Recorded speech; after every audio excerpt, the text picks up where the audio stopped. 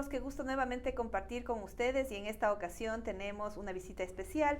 Es del asambleísta electo por Tungurahua, es Ramiro Vela Jiménez, con quien vamos a dialogar respecto a sus propuestas y todo su accionar que va a desarrollar una vez que ya reciba sus credenciales por parte del CNE y pueda ya empezar con sus funciones en la parte legislativa, en la parte de la Asamblea Nacional. Conversemos. Primeramente, bienvenido a la audiencia de Diario El Heraldo y coméntenos quién es Ramiro Vela Jiménez. Bueno, muchas gracias, Estelita. Primero, saludarles a ustedes, a los principales directivos de Diario El Heraldo, medio de comunicación de tantos años y tradición, ¿no?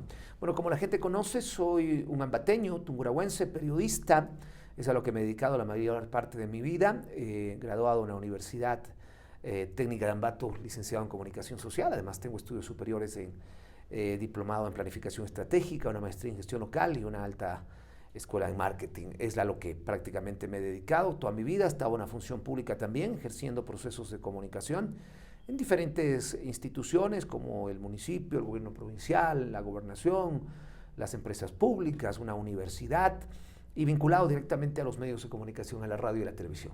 Muy interesante esa trayectoria. Ahora coméntenos hacia nuestro público. ¿Cuál va a ser su accionar en la Asamblea? Usted tiene de pronto tal vez proyectos de ley que piensa tal vez presentarlos. ¿Cuál va a ser esa acción suya? Bueno, antes de ir con lo que vamos a hacer, me gustaría contarle a la gente el por qué tomé la decisión.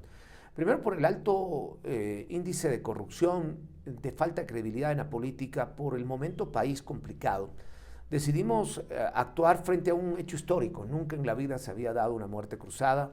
Nunca en la vida un presidente había, por su propio medio, decidido irse a la casa, aunque yo sigo ratificando que el presidente Lasso no lo hizo por bien del país, lo hizo por cuidarse él, por gobernar estos meses solo. La muerte cruzada era la única salida que le quedaba, si no la asamblea lo mandaba a la casa, y entre que te manden a la casa e irse los dos, pues prefería hacerse los dos. Que eso la historia lo va a juzgar, ¿no? Porque hubiera sido bueno utilizar la muerte cruzada por el bien del país. Pero no, lo hizo para cuidarse él y para poder gobernar estos meses como lo está haciendo. Entonces, y en este contexto usted toma la decisión de... En este contexto yo tomo la decisión de candidatizarme porque ya habíamos tenido algunas oportunidades, la propuesta de ingresar al mundo político. Hay que recordar que fui un precandidato a la alcaldía. Lamentablemente esa unión de dos partidos que formaban una alianza, uno de ellos aparentemente no terminó la inscripción porque los candidatos no nos inscribimos. También mi forma de actuar y mi concepto de no hacer campaña, de no hacer inscripciones, de no hacer caravanas, tal vez lo tomaron por ahí algunas personas como una estrategia y no me permitieron ser candidato a la alcaldía, pese a que en menos de una semana en las encuestas yo había subido de un octavo lugar a un segundo lugar. Entonces eso a la gente le dejó muy mal, entre comillas, con el momento político y con el tema del Consejo Nacional Electoral. Y cuando vino la muerte cruzada hay mucha gente que me pidió que sea parte de aquello.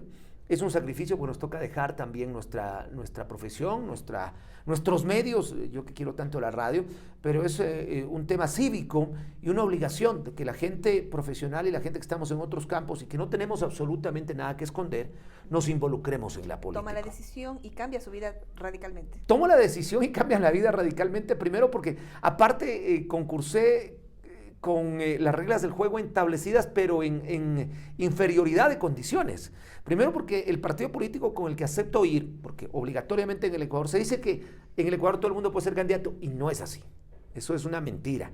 En el Ecuador pueden ser candidatos quienes los partidos políticos le permiten. O sea, si un partido político le deja ser o le invita a ser, puede ser candidato. Su forma de hacer política fue distinta en realidad a los demás. Trató un poco de, digamos, que la gente lo vaya conociendo de a poco a poco, más bien con esto del diálogo entre las personas, sí, una forma directa y no tanto con el tema de medios en sí, ¿no? De hacer vallas y cosas por el estilo. Pero al final, con esa propuesta usted llegó. Ahora que usted ya llegó, ¿cuál es esa visión que usted tiene? ¿Cuál va a ser su accionar dentro de la Asamblea? Como le decía, sin tener un candidato, sin tener un arrastre de candidato presidencial ni de asambleísta nacional, sin utilizar fondos, sin utilizar personas que quieran aportar a la campaña y sin hacer lo tradicional, pegar afiches, ensuciar las calles, hacer meetings ni nada, mi propuesta siempre fue escuchar a la gente. Y hoy lo voy a ratificar. Ejemplo, yo he decidido, al ser un candidato solito, porque no hay otro candidato que tenga mi misma participación dentro del partido político. Yo soy un candidato independiente, porque usted sabe, la asamblea se maneja a través de bancadas, y a través de bancadas se maneja a través de comisiones, y de comisiones a través de autoridades.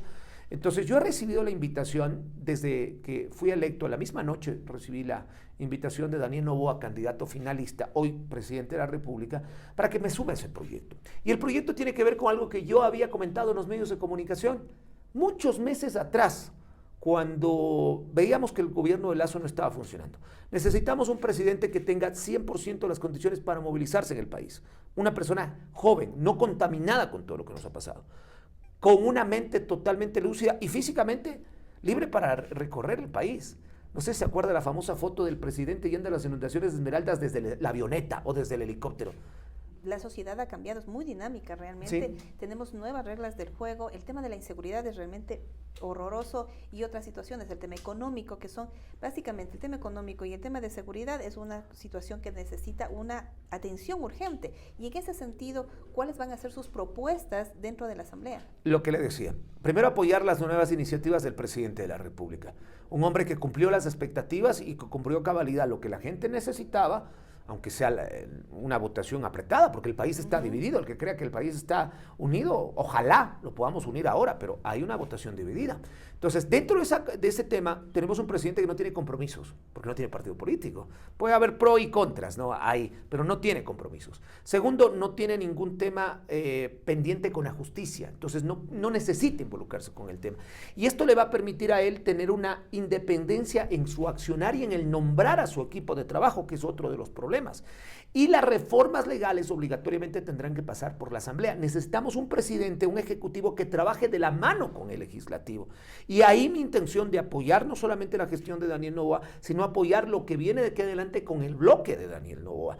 Repito, soy un asambleísta independiente. Tungurahua vota masivamente por el presidente Daniel Noboa. Entonces la lógica es que el asambleísta independiente apoye lo que Tungurahua dijo de mayoría y apoye esta nueva gestión del presidente. Hay algunas obras, por ejemplo, acá que necesitan, digamos, un fortalecimiento, un repunte, como por ejemplo algunas vías, la vía Ambato Baños y otras. Dentro de su gestión como legislativo y desde las leyes, ¿usted va a tratar de fortalecer para que desde el gobierno le den atención a Tungurahua? Nosotros tendremos que fiscalizar la carretera Ambato-Riobamba, primerito. Una carretera que está firmado un convenio hace rato, que tiene inclusive un tema de concesión. Las expropiaciones fueron generadas en el año 2019. En el 2020 se firma un acuerdo para poder iniciar esa construcción, pero, oh, sorpresa, nos saltamos a Tungurahua. Terminamos Cotopaxi, Tungurahua no existe y empiezo a trabajar en Chimborazo. Y en Chimborazo sí, a raíz de San Andrés terminó toda la carretera 4 carriles, construyó puentes, hago estabilización, pero me salto Tungurahua. Y ahí es lo que no entendemos. Y yo he sido muy fuerte, inclusive cuando trabajé en parte del gobierno, nuestras autoridades. ¿Cómo permitimos que una carretera no haya tenido continuidad en una de las provincias que mayor aporta al erario ecuatoriano y una de las provincias que mayor producción tiene? Ese será un tema.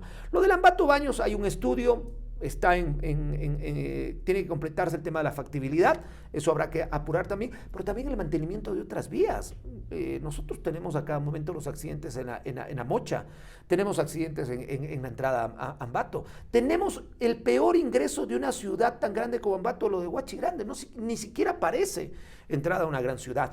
Ese tipo de cosas son las que hay que fiscalizar. El tema del IES. Ustedes como medio de comunicación deben recibir lo mismo que recibo yo, las denuncias permanentes. Antes por lo menos un omeprazol te daban. Hoy no tienes ni siquiera eso, te mandan a comprar afuera. Todos los escándalos de los contratos del hospital del IES, personas que tienen glosas que han sido nombrados directores. ¿Qué ha pasado con el Hospital Regional Docente Ambato? ¿Por qué no se ha culminado la infraestructura que debía haber terminado hace 2 años? Entonces, ese tipo de cosas son las que nosotros vamos a tener como prioridad en la fiscalización.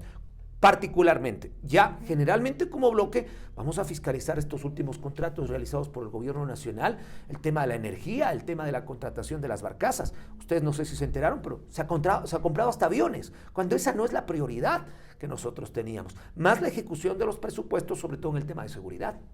Justamente sobre el tema de seguridad, realmente es lo que la gente está pidiendo, realmente todos indican de que necesitamos salir a las calles, pero con esa confianza de que no vamos a tener que estar luchando o estar a la defensiva por el tema de la inseguridad.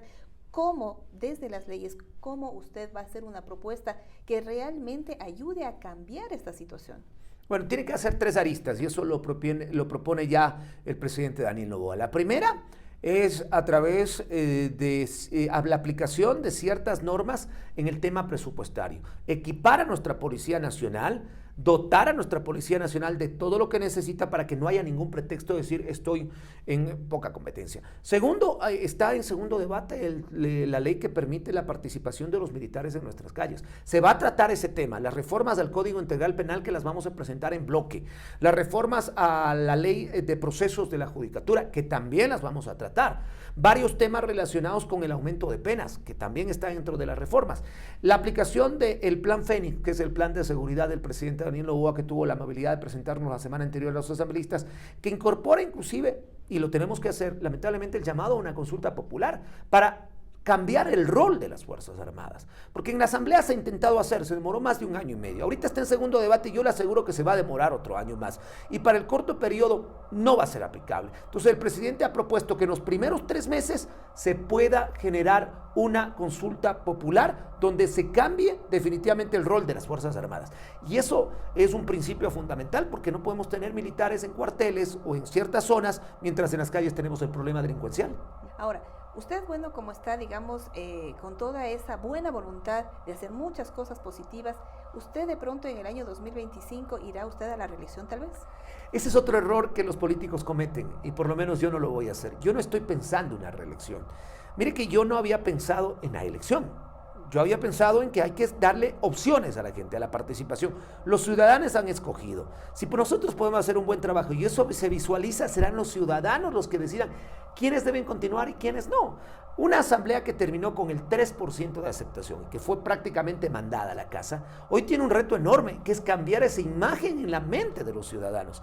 Y lamentablemente no es un tema particular, depende de todo el accionar de la asamblea. Si eso es posible y nosotros podemos seguir sirviendo a los ciudadanos, lo haremos, y si no, retornaremos a nuestras actividades particulares. Qué importante y qué interesante saber cómo piensa el asambleísta, cómo va a trabajar en favor de la provincia. Realmente ha sido un gusto compartir con usted, el tiempo siempre es corto, pero no faltará otra oportunidad para seguir con estos temas, seguir dialogando con cada uno de los asambleístas para que ustedes se informen. Será hasta una próxima oportunidad. Muchísimas gracias. Gracias a usted. Gracias, Estelita, a ustedes, a la gente en Tungurahua, y siempre comprometido para todos las necesidades de la provincia y el país.